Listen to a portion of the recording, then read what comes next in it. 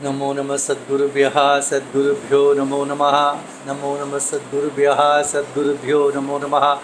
ज्ञानवैराग्यसम्पूर्णान् हरिभक्तिपरायणान् पूर्वाचार्यानहं वन्दे सम्प्रदायप्रवर्तकान् भगवत्पादमाचार्यं श्रीमद् रामानुजं मुनिं श्रीमदानन्दतीर्थं च रामानन्दयतीर्मितं श्रीवल्लभं च निम्बार्कं कृष्णचैतन्यमेव च ज्ञानेश्वरं तथान्यान् च पूर्वाचार्यान् स्मराम्यहम्। आचार्येषु सर्वेषु तारतम्यं विना कलौ शुद्धं भागवतं धर्मं जग्राह प्रेमिको गुरुः कलिकालान्धकारेण व्याप्तं भुवनमण्डलं विलोक्य कृपया आचार्यचक्रे वैष्णवसंहिता हरे रामेति कृष्णेति नाम संकीर्तनं सदा लोकक्षेमाय कुर्वन्तं प्रेमिकं सद्गुरुं भजे। श्री अण्णा द्वारा विरचित श्री वैष्णव संहिता के सप्तम भाग का 11वां अध्याय। यहाँ पर भागवत महिमा कही गई है श्री अण्णा द्वारा। श्री सद्गुरुवाच दुष्टाश्च पामरा मूढ़ाः सदाचार विवर्जिताः अचिरेणैव सत्संगात् पूयन्ते ते दृच्छया। जो दुष्ट होते हैं, जो पामर होते हैं, जो मूढ़ होते हैं, मूर्ख होते हैं, वे सब जो सदाचार से रहित होते हैं, ऐसे लोग सत्संग से तुरंत ही शीघ्र ही पवित्र हो जाते हैं, शुद्ध हो जाते हैं। न तथा सांख्य योगाभ्याम न यज्ञैः न व्रतादिभिः यथा सत्संग मात्रेण स्फूयते करणाशय। जिस प्रकार सत्संग एक व्यक्ति को, दुराचारी व्यक्ति को शुद्ध करता है, वैसे ज्ञान योग हो या कर्म योग हो या अन्य व्रत हो, यज्ञ यागादि हो या आत्मविचार करने का रूपी ज्ञान योग हो, इनसे आसानी से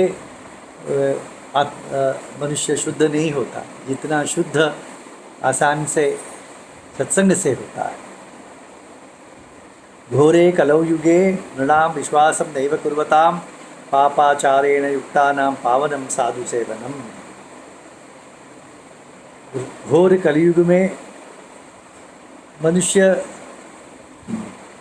विश्वास कहाँ पर है, भगवान सत्संग पर या भगवान पर विश्वास कहाँ है। लोग तो पाप पुण्य का भी विचार नहीं करते, पाप आचरण करते हैं, परंतु तितिक्षवः कारुणिका निस्वार्थचरिता च ते पावयन्ति जगत सर्वं साधवः साधुभूषणः। साधु कैसे होते हैं? एक क्षमावान होते हैं, करुणा दयावान होते हैं, निस्वार्थ होते हैं। तो ये जगत सभी संपूर्ण जगत को पावन करते हैं। यही उनके लिए अलंकार है। साधु आचार ही उनके लिए अलंकार है। स्वयं नारायणो देवः पादरेणुं सतामपि श्रद्धया शिरसा दत्ते किं पुनर्मादृशा नराः। भगवान स्वयं ऐसे भागवतों के, संतों के, साधुओं के चरण रज को अपने सर पर धारण करता है, तो हम जैसे मनुष्य की क्या बात है। पाद प्रक्षालितं तीर्थं साधूनां यः पिबेन् नरः स पुण्यात्मा महाभागः सर्वतीर्थमयो धनु। श्री अण्णा यहाँ पर कहते हैं, जो साधु का, संत का चरण तीर्थ, चरणामृत का पान कर लेता है, वह स्वयं तीर्थमय हो जाता है। वही पुण्यात्मा है, वही महाभाग्यवान है, ऐसा कहा। यह पूजयेत् भागवतान् स्मृत्वा साक्षात् जनार्दनं तस्मै भक्तवरिष्ठाय ददाति आत्मनमेव सहा। साधु को, भागवत को भगवान के भांति आदर करना, उसी के भगवान साक्षात भगवान ही है ऐसा मानकर उनकी पूजा करना, उनका आदर करना, उनका सम्मान करने से क्या होता है, भगवान स्वयं को उस व्यक्ति को दे देता है, ऐसा उद्भक्त वरिष्ठ को दे देता है, ऐसा श्री अण्णा कहते हैं। यस्यान्नम अल्पमेवापि निहितं वैष्णवोदरे महापातकयुक्तोपि यातनां नैव गच्छति। बड़ा पातकी है, बड़ा पापी है, पर उसके द्वारा कुछ अन्न वैष्णवों के उदर में चला गया तो येन केन प्रकारेण, तो उस महापातकी को नरक की यातना करने की आवश्यकता नहीं। यदृच्छयापि यह साधुम अजानन्नपि पश्यति तम पश्यति कृपा सिंधु कृपया भक्तवत्सल। अनजाने में किसी साधु का दर्शन हो जाता है व्यक्ति को, तो उस पर भगवान की कृपा बरसती है। भक्तवत्सल भगवान उस पर कृपा करते हैं। देखिए कितनी महिमा है साधु की। उत्तिष्ठति च यो दृष्ट्वा बहुमानेन वैष्णवान् संसार सागर उद्धारात् सागरात् दुरात्मा उद्धरति माधवः। यदि साधु को देख लिया सामने से आता है तो ये व्यक्ति यदि उठ जाता है, उठकर खड़ा होकर सम्मान करता है उनका, तो ये संसार सागर से उसका उद्धार हो जाता है, भगवान कर देते हैं। सिर्फ साधु को सम्मान देने से ही भगवान इतने प्रसन्न होते हैं, तो उसे संसार सागर से ही उसे उठा लेते हैं। यह तो साधु को देखकर उठ खड़ा हुआ, भगवान उसे संसार सागर से उठा लेते हैं। यह कुर्याद अंजलिम दृष्ट्वा पुण्यश्लोकस्य किंकरान् अंजलिम सर्वदा तस्मै कुर्वन्ति निखिलाः असुराः। जो व्यक्ति भगवान के दास, भगवान के भक्त, भगवान के वैष्णव, भागवत, इनको एक नमस्कार करता है, अंजलि करता है, तो उस व्यक्ति को सभी देवता ही नमस्कार करती है। तो ऐसा श्री अण्णा ने यहाँ पर कहा। तो इसीलिए मैं पूर्व भी एक बार कहा हूँ, पुरेश रामानुजार के शिष्य थे, उनसे किसी ने पूछा वैष्णव को अन्य देवताओं के प्रति कैसा व्यवहार करना चाहिए। तो पुरेश ने कहा तुम्हारा प्रश्न ही गलत है, ऐसा पूछो अन्य देवताएं वैष्णव का वैष्णव से प्रति व्यवहार कैसा करते हैं। तो उसके लिए उत्तर यहाँ पर अन्ना देते हैं कि ऐसे वैष्णवों को देवता ही अंजलि करते हैं। प्रदक्षिणंच यह कुर्या सज्जना सुप्रसिद्ध प्रसन्नधीः लभ्यते तेन सर्वं तद्भू प्रदक्षिणजम फलम। देखिए, एक साधु का प्रदक्षिणा करने से उसे भू प्रदक्षिणा का फल प्राप्त हो जाता है। विलुठन भक्तवर्याणां पादरेणुषु विक्वलः वशं करोति गोविंदम योगिनां दुर्लभम। वैष्णवों के, साधुओं के चरण धूल में जो अपने अंग को डालकर लौटता है, उसे भगवान उसके भगवान वश में आ जाते हैं। जो भगवान योगियों के लिए भी दुर्लभ है, वह भगवान साधु के चरणरज का जो सम्मान करता है, उसमें प्रेम करता है, उसका वशीभूत हो जाता है। सहस्र जिघो नागेन्द्रः साधु महात्म्यम उत्तमम वक्तुम नैव हि शक्नोति तन्मया वर्ण्यते कथम। 1000 जिह्वा वाला शेषनाग ही साधुओं का महिमा का वर्णन नहीं कर सकता है, तो हम कैसे करें। ऐसे श्री अण्णा कहते हैं। मथुराया महामूर्खो दुराचार परायणः सत्संग विमुखो दुष्टः साधु निंदा कुतुलः। अब कथा में आ रहे हैं, हमें अण्णा का यही शैली है। श्री अण्णा का प्रथम सार दे देते हैं, उसमें सीख जो चाहिए हमें उस चरित्र से वह दे देते हैं, उसके बाद चरित्र को कहते हैं। तो मथुरा नगर में एक दुराचार पापी रहता था, सत्संग से विमुख था, दुष्ट था, साधु निंदा करने में उसे बड़ी आनंद आता था। सीध स्वामी थी विख्यातः कश्चिद आसीद धनोन्मदः। उसका नाम शीध स्वामी था, धन के मद से चूर था। नास्तिको डांबिको लोभी लीलया पापकृत सदा। सभी दुर्गुण उसमें थे, नास्तिकता, डांबिकता, लोभिकता, और खेल खेल में पाप कर देता था। कदाचित विठ्ठलेशस्य प्रख्यातं पावनमिषः श्रुत्वा प्रसूयया मूर्खः प्रापकोपम कारणम्। विठ्ठलनाथ गोस्वामी वल्लभाचार्य के श्रीपुत्र के कीर्ति का उन्हें जब उसे समझ में, उसे वह कीर्ति का उसे कान पे सुना उसने, तो अनावश्यक ही, बिना कारण ही उस विठ्ठलनाथ पर उसे को क्रोध हो गया। ये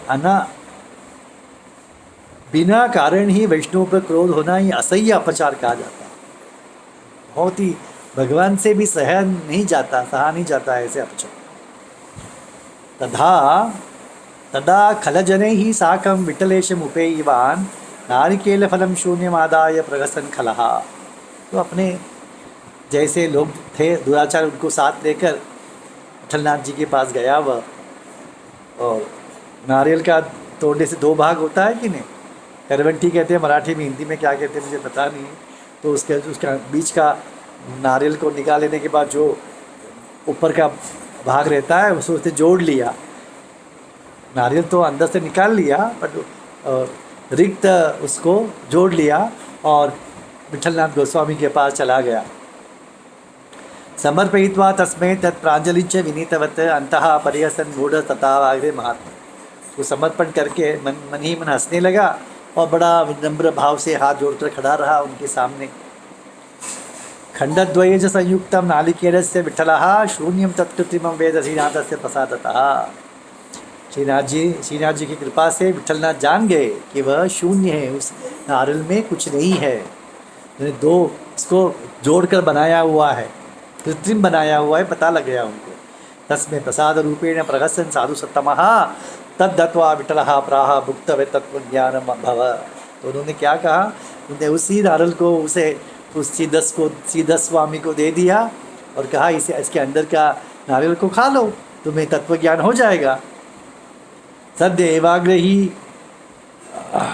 तस्य एव अग्रही दुष्टः साधु निंदा कुतूहलात् अपश्यत् पूर्णमेवैतन् नालिकेरम तो कृत्रिम। तो उसे बड़ी खुशी हुई सीधा स्वामी, अभी उनका ये अज्ञानी है, ऐसा सबको मैं बता दूंगा, उसे पता है अन्य अंदर तो नारियल नहीं है।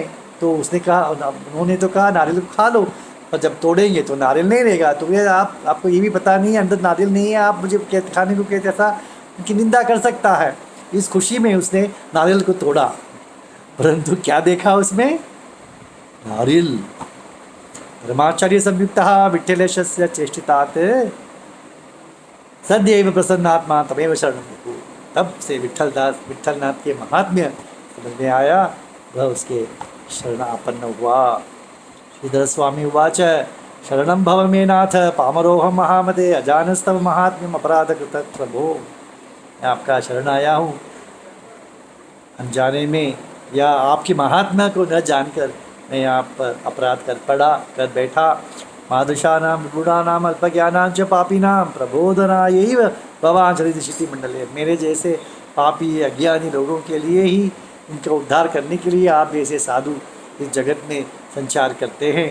साधु नाम दर्शनम पुण्यमिति सत्यवती श्रुति ही तव दर्शन मात्रेण भूतोहम वैष्णवोत्तम। ये कहावत है ना, साधु दर्शनादेव साधवः, कहते हैं ना भागवत में, साधु का दर्शन से ही साधुपन आ जाता है हमारे में, हमारे पुण्य हमें मिल जाता है, तो उससे हम पावन हो जाते हैं। तो ये दर्शन एक कहावत मात्र नहीं है, मैंने स्वयं अनुभव किया है। आपका दर्शन से मैं पवित्र हो गया हूँ, शुद्ध हो गया हूँ। कृष्ण भक्ति पदायैव पाहि माम शरणागत। मुझे कृष्ण भक्ति दीजिए, मैं आपका शरणागति। तव सन्निधिम अप्राप्य व्यर्थम आयुर्गतम ही नहीं। आपके सत्संग के बिना मैंने पूर्ण भूतकाल गवा दिया। स्मरामि मम पापानि प्रायश्चित्तम न वेद्म्यहम्। मेरे पापों का मैंने स्मरण किया तो उसके लिए कोई प्रायश्चित्त ही नहीं है। ऐसे पाप मैंने किए जिसके प्रायश्चित्त नहीं होते। शरणम त्वां प्रपद्येहम् रक्ष इसलिए मैं आपका शरणापन्न हुआ हूँ, मेरी रक्षा कीजिए। सद्गुरुवाच इत्युक्त्वा बाष्पपूर्णाक्षः सीधस्वामी उपाद च विठलेशस्य पदयोः साधुमण्डलसेव्ययोः तम् उत्थाप्य कृपा सिन्धुः खलोद्धार तत्परः उवाच विठलेशस्य परमं तत्त्वमुत्तमम्। उनके चरणों में गिर पड़ा। ऐसे दुष्टों का उद्धार के लिए तो संताप होते हैं, तो उन्होंने उनकी वे प्रतीक्षा करते हैं, कभी एक कल मेरे पास आएगा। उसको उठाकर उसे उपदेश करने लगे। श्री विठलनाथ उवाच उत्तिष्ठ वैष्णवोऽसि त्वं कृपा पात्रमसि प्रभो। देखो उसे कहते हैं विठलनाथ जी तुम वैष्णव हो। उनके मुख से वैष्णव बिरुद पा लिया, वह वैष्णव हो, कृपा पात्र हो गए भगवान के। नास्ति ते पापलेशोपि श्रीनाथस्य प्रसादतः। श्रीनाथ जी के प्रसाद से कृपा से तुम्हें कोई पाप नहीं बच गया, सब भगवान ने मिटा दिया। शरणागत होते ही, आचार्य गुरु की शरणागत ही हमारे पूर्व सभी पापों को भगवान मिटा देते, ये शास्त्र कहता है। न कचित अघवान लोके श्रीनाथ से सन्निधौ ये नाम कीर्तनम लोके सर्व पाप विनाशनम। जिस श्रीनाथ जी के नाम संकीर्तन से सभी पाप नष्ट हो जाते हैं, ऐसे श्रीनाथ जी के सामने कोई पापी नहीं है, उसके सन्निधि में कोई पापी नहीं है। धम्मग्नश्च सुरापश्च परदारतरोपि वा न याति नरकं बोधं कृत्वा तन्नाम कीर्तन। भगवान के नाम कीर्तन करने से ब्राह्मण की हत्या करने वाला, सुरापान करने वाला, अन्य स्त्रियों का संबंध करने वाला भी नरक की यातनाओं से भोगने की आवश्यकता नहीं है, यदि वह श्रीनाथ जी के नाम का कीर्तन करता हो। तिरेव परालोके कृष्ण सायुजदायिनी प्रतिज्ञा अखिल कृष्ण से नमे भक्ता प्रणश्यसि। भक्ति ही कृष्ण सायुज्य, कृष्ण का आनंद पूर्ण प्राप्त करा देती है। तो इसीलिए भगवान स्वयं कहते हैं मेरे भक्त कभी भी नष्ट नहीं होते, मिटते नहीं। गीता में कहते नमे भक्ता प्रणश्यति तस्मात् अहर्निश।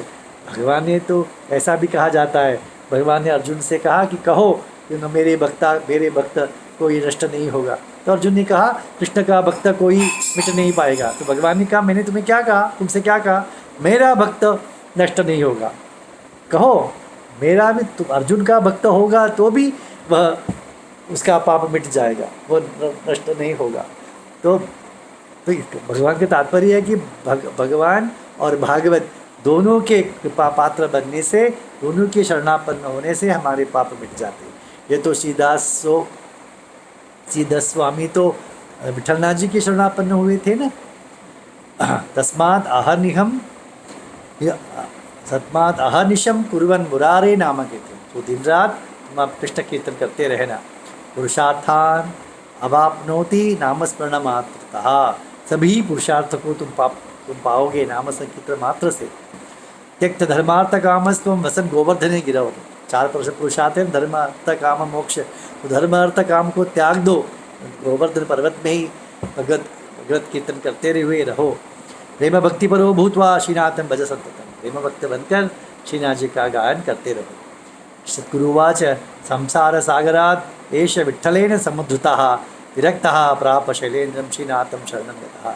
इस प्रकार विठ्ठलनाथ जी द्वारा उद्धार किया हुआ श्रीधर स्वामी विरक्त होकर गोवर्धन पर्वत पर श्रीनाथ जी के शरण तले रहने लगे।